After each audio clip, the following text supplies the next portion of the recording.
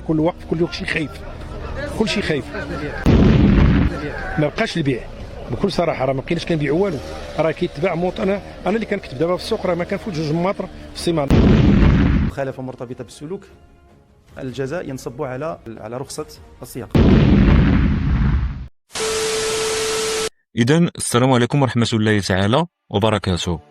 مرحبا بالجميع وتحياتي الخالصة. في هذا الفيديو إن شاء الله فيه بعض التوضيحات فيما يخص مدونة السير لسنة 2026 اللي كتعلق بالدراجات النارية، وهذا الموضوع بالضبط كيهم عدد كبير من المغاربة خصوصا الشباب واللي كيستعملوا الدراجات النارية. إذا ندخلوا في صلب الموضوع باش ما نطولش عليكم. قرار جديد اللي غادي تطبق ابتداء 2026 رأس السنة ديما إن شاء الله، ومن دابا فصاعدا أي واحد بغى يسوق موطور في المغرب سواء كان موطور من نوع الصغير ولا من النوع الكبير خاصو يكون عنده رخصة السياقة أي البيرمي، ماشي بحال من قبل ممكن تسوق موطور صغير بلا بيرمي. دابا لا، مع التعديل في مدونة السير القانون تبدل وتعمم، يعني جميع أنواع الدراجات النارية خاصهم البيرمي. أما واحد غادي يتساءل مع راسو علاش داروا هذا القرار وعلاش غادي يصادقوا عليه بحلول سنة 2026. بكل بساطة غادي نقول لكم، أولا في المغرب كاين تقريبا 2 مليون دراجة نارية كيدوروا في الشوارع واللي كيشكلوا واحد الوتيرة كبيرة.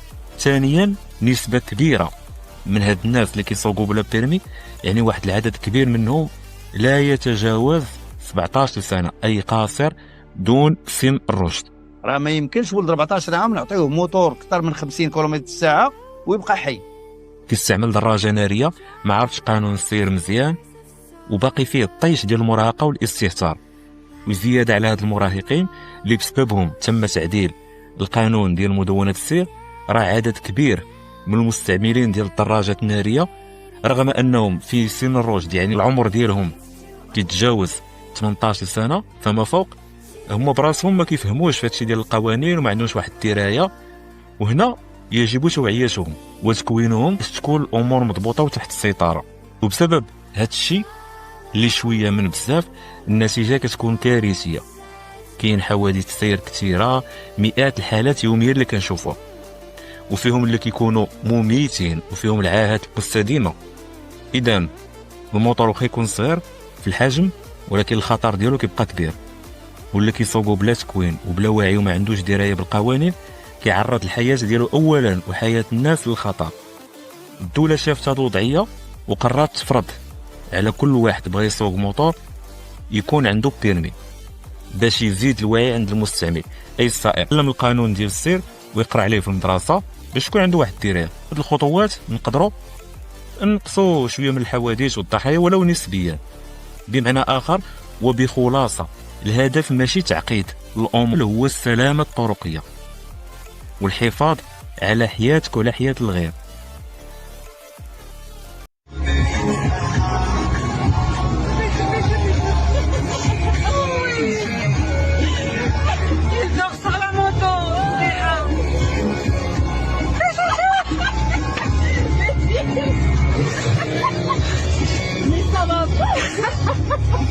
Voilà, là, c'est la catastrophe.